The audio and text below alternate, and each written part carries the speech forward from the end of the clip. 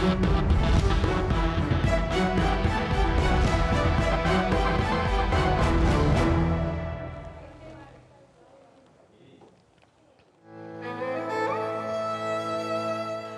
we all enjoy a public holiday on the 16th June, let's not forget what Youth Day is about.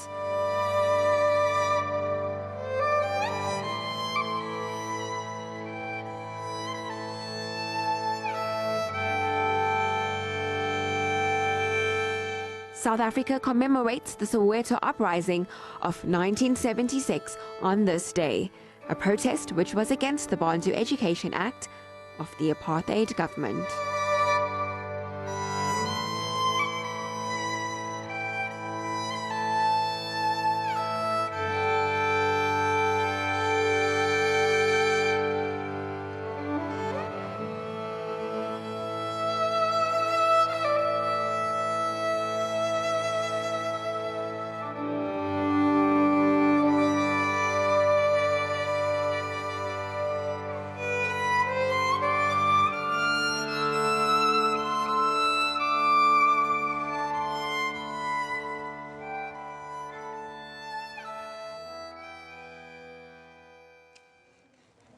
Hello there and warm welcome to SA Decides, our Youth Day edition.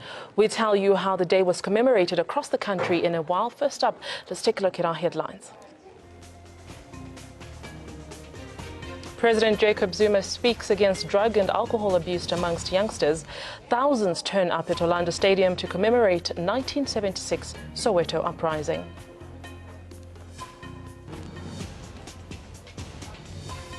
The residents of Abor in Mpumalanga live in the shadow of fear. Their houses shake every time blasting operations take place at a colliery just meters away.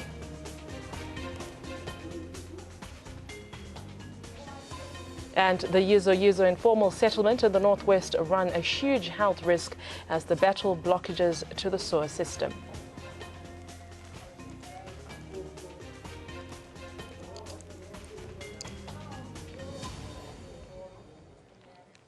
And our top story, the residents of Abor in Mpumalanga live in the shadow of fear.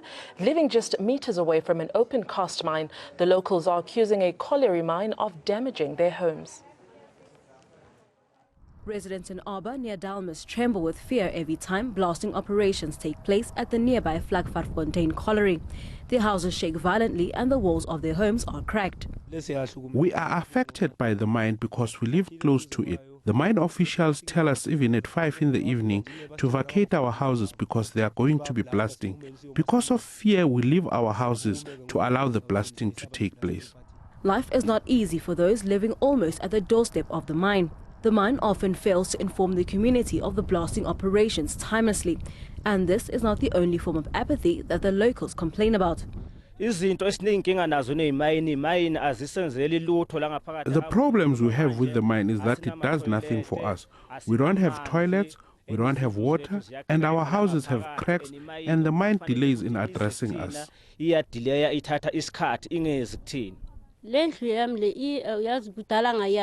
had this house for many years, but this blasting is affecting me because every time they blast, I get scared and end up abandoning it in fear for my child's life. The mine doesn't even hire young locals in the area or even train them. Nothing. As residents demand compensation for damaged houses, the municipality says they are working hard to communicate with the management to find solutions. I know the issue of Abor. We've been there. The issues that they were raising was the issue of water, which we have agreed and with the mine that we are going to drill another borehole. And also we are going to put pipe water there. Also they raised the issue of unemployment, which we spoken with the mine. They are looking into that issue. The incident of blasting, it's been reported to authorities, your DMR. We are still waiting for the report of the investigation. Last month, the Department of Mineral Resources had promised to send senior inspectors to probe allegations of violations of residents' rights in the area. But in the meantime, residents wait for an end to their rattled existence. The community of Abo feels neglected by the Victor Khanye municipality and feel that the mine situated less than 100 kilometers from them is hampering their livelihood. For SA Decides, I am Sindisiwe Twala in Abo, Delmas, Mpumalanga. And joining us live now from Delmas in Mpumalanga is our reporter Sindisiwe Twala. Sindisiwe, thank you so much for joining us. Just how dangerous are these blasts and how are they threatening the lives of the people in this community? A very warm welcome to you and the viewers at home. Yes, we're in Abo, Mpumalanga, which is 23 kilometers away from Delmas and 5 kilometers away from Oegis, where residents go in order to go to clinics and do their daily necessities. The problem here, however, is that residents in Abo feel neglected by their municipality being the Victor Khanye municipality, and residents here also complaining about a mine which is situated less than 10 feet away from their houses. The mine blasts at times, making sure that there are cracks in their houses, also making sure that some of their windows have broken ever since this mine has been in place. This informal settlement has been here for over 25 years. The mine has been in existence for over 8 years, and residents have been complaining about the bad effects that the mine has had over them. But I'm not alone. I have different residents who are going to be giving us their point of view as to exactly how they've been affected. I have Ms. Wilson on my side, who's going to be speaking in her native language, and I'll translate. Mama, kahle kahle kwenzakalani lana eni mine inphethe kanjani? Iphethe kabuhlungu le mine le. Manje manje ba blasta nje. Yabona? Ba blasta nethi ngesikhathi ba blasta ngaso izindlu zethu zikregile.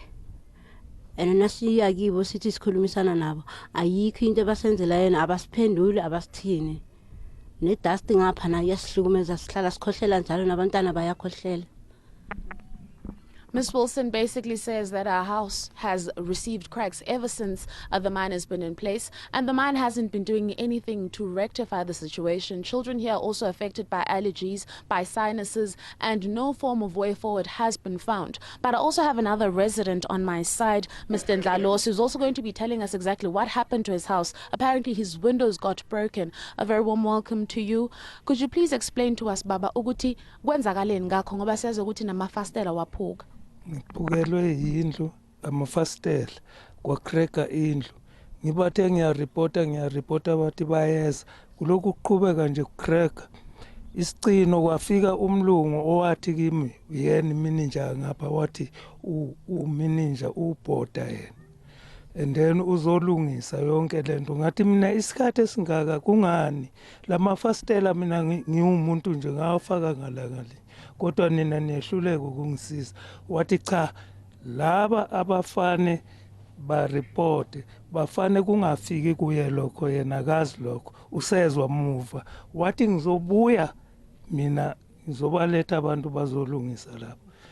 Ngalinda kwaphela unyaka, ingenelwa zintuli lapha impahla zami, ngaze ngasuka ngayofaka amafastela wonke. Doti namhlanje manje angisareport vele, khona namanje akrikile, kodwa angisareport ngoba ukurepota kwami nokuyeka ngibona kuyefana. Mr. Ndlalosi basically says that his house has been hugely affected by this. His windows have cracked 2 years ago in 2014, and he tried to fix the house. He ended up having to fix it himself because the mine did not intervene in any way. He says a manager by the name of Mr. Bota came and spoke to him and told him that they'd make means in order to compensate him, but nothing has come of that. The windows have still been broken. He's fixed them himself, and they've broken yet again. But I also have another resident on my other side, 2 other residents to be exact. One is going to be telling us exactly in terms of employment of the young people in the area. Has he been employed and so forth? A very warm welcome to you. Could you please tell us, Sizwe, exactly ukuthi abantu abahlala la bawuthola umsebenzi na? Abantu abahlala la bawuthola umsebenzi, bathola lo lula nje lo phela noma kusasa. Bonakala abantu nje sebasebenza ukuthi kucashwa njani, akwazeki ukuthi kucashwa kanjani la kule manje. The resident basically says that in terms of the hiring procedure, he's not even aware on how exactly it happens. Residents here only get contractor positions. Others don't even get employed. And unfortunately, people from afar, people who actually get employment here. But I also have one more resident, a community leader here, Mr. Twala, who's going to be giving us a background perspective as to exactly what exactly happened and why has the situation gotten to the point that it's gotten. A very warm welcome to you, Bab Twala. Could you please give us a brief perspective? Kwenzakaleni inkulumo zenu nemine zibe kanjani nokuthi nize ntoyitoyo ngi4 kusuke kwenzakaleni lapho. Yes, egameni lomphakathi into esibhekene nayo umphakathi waseAbur ubhekene nencindezi enkulu kabi ngaphezulu kwemayini ezisurroundwe le ndawo yaseAbur ngenxa yezivumelwane abazenza nomphakathi uma imayini bekufanele zizenze la eAbur kodwa zizange zulandele lo mgomo loyo. So kungaba ingcenye yezinto eyenza ukuthi sizithuke sisivele sistrikeile ngoba into eyenzeka kwaba khona iblasting emva kwalokho saba nenkinga yamanzi bese kudala sikhuluma nale imayini ezakhele iAbur. Ngoba uma ngabe imayini ifika la zafika imayini lana amanzi wayephuma la kulomphakathi wale Abur. Kwanela kufika imayini zaqala zagubha ngapha amanzi abaleka ngapha ngakithi abalekela ngale ngakubo saqala saba reportela indaba yamanzi ukuthi sinenkinga yamanzi Abur siwathuli. Kwaseke ekugcineni kwakhona kwagcina ngale blasting abablastela lana yawela ngapha kwabanye abafowethu kule mizi engapha. As you have heard, there have been a lot of things that have been happening in this particular area. There's supposed to be agreements made by the mine with the residents before the mine actually started taking office. However, nothing of that sort happened. People in this area have been subjected to not getting water. People in this area have been subjected to their houses having cracks, their houses being faulty, windows falling apart, as you have heard, all because of the mine and the mine not compensating residents here. But that's all I have for you right now. Back to you in studio. For that report, Cindy Siwa, they're coming to us from Delmas in Mpumalanga, and we're still with Mpumalanga, this time in the Nkanini informal settlement. It was established before the first democratic elections. However, there are areas that are still lacking in basic services like housing, water and sanitation. Our SA Decides team is in the area to find out why. Nkanini residents in Botleng, Delmas feel that voting in the upcoming local government elections will make no difference in their lives. They have been here since 1991 and the Nkanini area has not developed since. In 25 years, the area has not had any services. There is no sanitation, housing or roads. 71-year-old Nelson Wiseman Mhlongo has been living here since 1993. He says he was hoping that things would change after voting in the first democratic election in 1994. People from the municipality once came here to check. They took pictures, and their take on my problem was that they would find me a place before January this year. But up to now, here we are. 22 years later, nothing has improved. Instead, the situation has worsened. In 1994, we voted for Tata Mandela, but I'm still here. In this freezing weather, 71-year-old Nelson Mhlongo has been living in this house and cast his first democratic vote over 22 years in this very state. When it rains, water comes in, and on the bed that I'm sitting in, water seeps in. When it rains, I can't sleep. The roof leaks all the way to my bed. Nkosi Mabizela says he has lived here since 1991. He claims other people were given houses, but he was overlooked. A lot of people have left me here. RDP houses were built, others got them, and left me here. The next batch was built in Gomasako, but I've never been called. Lindy Wedei moved to the area after she was forcefully evicted from Nkandla informal settlement near Delmas last year. She has found life tough in Nkanini. There's only one tap for at least 1,000 residents. Our children are living under harsh conditions since there is no playgrounds. We really don't know what to do anymore. According to Chapter 2 of the South African Constitution, it accords South Africans a right to basic, adequate housing. But in Nkanini, Residents are subjected to living in gruesome housing. Some have been evicted from a section called Inkandla and brought to this very section. For SA Decides, I am Sindisowa Twala in Enkanini, Dalmas, Mpumalanga. Well, thank you for that report, Cindy. We're well in studio with me now to help us analyze some of these very desperate stories that have been uncovered by our SA Decides team is political analyst Professor Levi Ndoh. Professor, thank you so much for joining us on SA Decides. Some of the stories are very desperate. Informal settlers that have been there since before the democracy of this country. How big a role does the municipality have to play in such situations? Well, I think this is a clear indication that even though we 22 years into democracy, we still have a number of communities that are in a disparate situation just to receive basic services. And you'll recall that each time on the 27th of April, when we celebrate our democracy, the state president will always be alluding the achievements that government has made in terms of the provisioning of water, electricity, and all other areas. But clearly, we still have a long way to go. If you look at the situation in the communities that we're actually looking at now, you'll then say, even though we're happy of the democracy and the freedom that we have, government still has to do a lot in order to assist our own citizens. And I think as well, it also sends a message, you know, to the leadership of the local government in that area, to say what is it that they're actually doing to an extent where you get elderly people staying in these kind of situations. And maybe one would expect them to provide a much better explanation on what is actually happening. But then it also goes right to capacity issues in the municipalities and budgeting to say, do we have sufficient capacity financially to deal with the challenges that we face, especially that relates to housing, that relates to provisioning of water and electricity? Are our people or our own citizens happy with the kind of services that we're actually going to provide? Do we still have people that are running these kind of municipalities still going out there and campaign proudly to say, we are still there and we can make our lives better?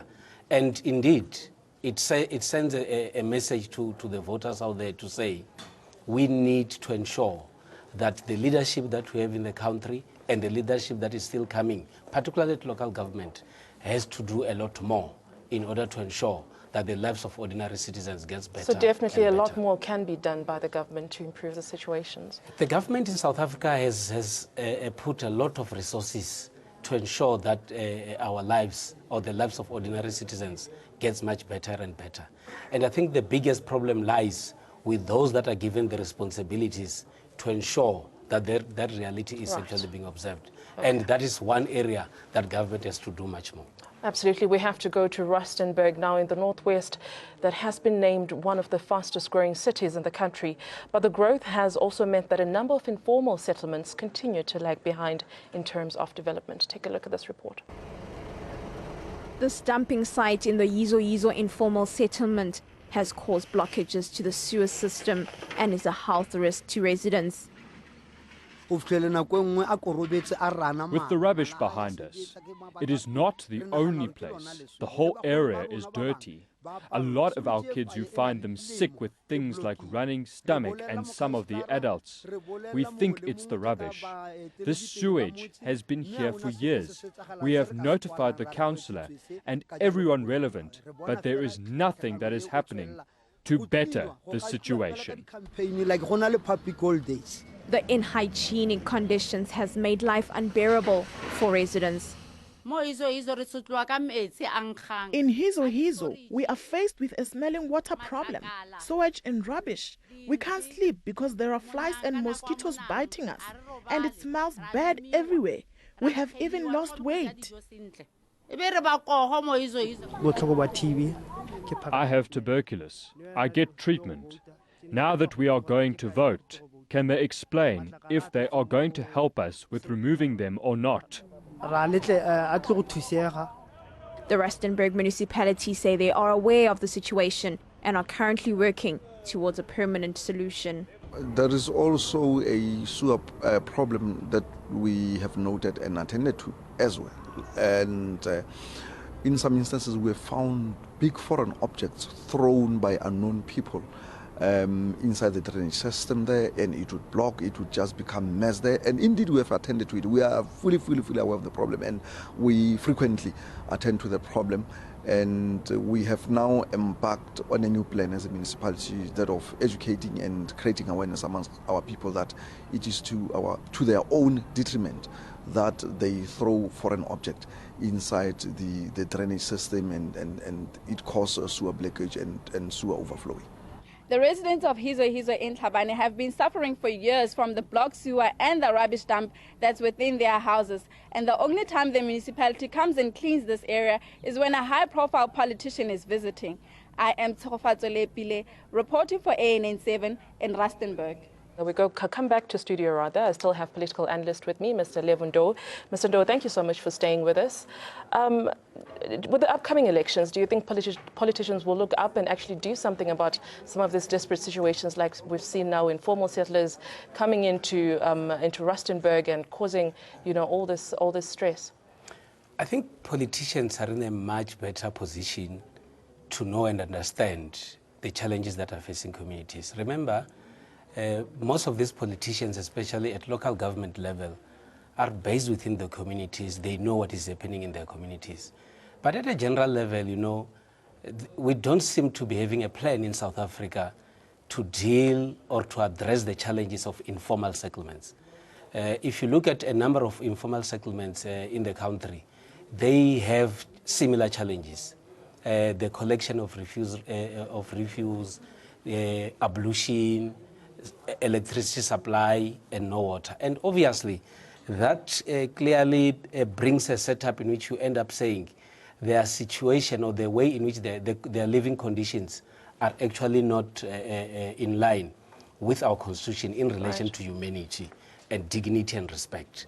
But at the same time, I think local government has to develop a plan to say, what is it that we can do best to address the challenges of the people that are staying in informal settlements? But another aspect that we need to look at as well is that these areas are referred to as informal settlements because government has not planned to have those kind of areas as an area of settlement. Right. And I think one area that is very, very critical is for the government itself to prevent this kind of settlements to exist, because at the first place they cannot service them, or there is no budget for these areas to be serviced. And then it is up to them to ensure that better and decent areas are quickly created for the growing population that we have, so that they don't have these kind of challenges that are facing in the areas like in the Northwest. It means proper planning on the part of the municipality and in consultation with the communities themselves will create a situation where we don't have this kind of a situation happening again. So rather nip the problem in the bud before these informal settlers actually come and settle in places where they cannot get service delivery. Obviously, if you allow a situation where 3 or 4 people are starting an informal settlement and you don't address that issue immediately, you only want to start addressing the challenge when there are more than 2,000, it becomes impossible on the part of government. But what we can then do is to say, because there seems to be a need for land or an area for people to stay, it's better for government to plan in advance to say, let's identify an area where people can go and stay so that we're able to provide the basic services that these people actually deserve. And that can actually solve the kind of problems that we're actually seeing now in the Northwest Province. Right. Well, this weekend, Team SA Decides hosts a town hall debate in Mossel Bay, and drawing maximum ire from the residents was the mayor, who did not turn up for the debate. Here's a snippet. There's a difference between to be an opposition in government and to run government. So let the party who's actually running this government give the audience the information. In the last voter registration, there was a game protest people protested again. Those people, they promised that they're going to give them electricity, which they never gave them. If the DA cannot do it, they must get off the seat. You cannot be on the verge of addressing it for year after year, and people are still sitting in cold shacks, raw sewage running through the streets, and I can take you now to go and look at that. The question is there a plan of action?